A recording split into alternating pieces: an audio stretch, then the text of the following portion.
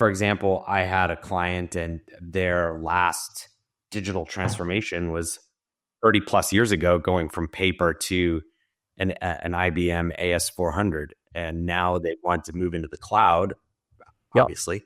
And the challenge that they face there is that, yeah, they have a lot of information. I mean, they have 30 years of business activities logged, but over the years, it's turned into this Frankenstein of codes and reasons and processes, and the amount of investment it would take to make that actually clean it up is, the fancy term, to clean that data up for an algorithm is I don't want to say it's prohibitive, but it's pretty close. It's close. And it can be done, right? But for a second, it has to be done the right way. And you have to really understand what your intent is. And I think a lot of people, even though companies brag about how much data they have, they actually don't know how to monetize that. They don't know how to essentially expose the value of their data in a way that somebody else would pay for it. That's the key, right?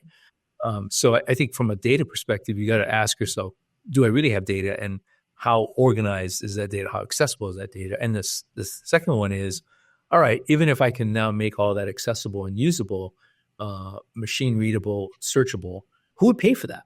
What's the outputs that somebody would pay for?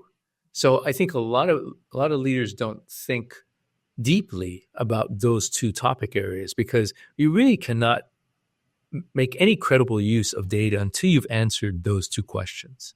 And those two questions being, is the data in a form that's readable, and is that data something that people will pay for? Or will save you money somewhere in the organization. It's it's an offshoot of either it makes you money or it saves you money, but it's gotta have some financial, or makes your experience better. That's a more intangible one, but it's got to add some benefit to your organization, whether that's financial or whether that's or customer satisfaction or retention benefit. It's got to add some value. Otherwise, why bother?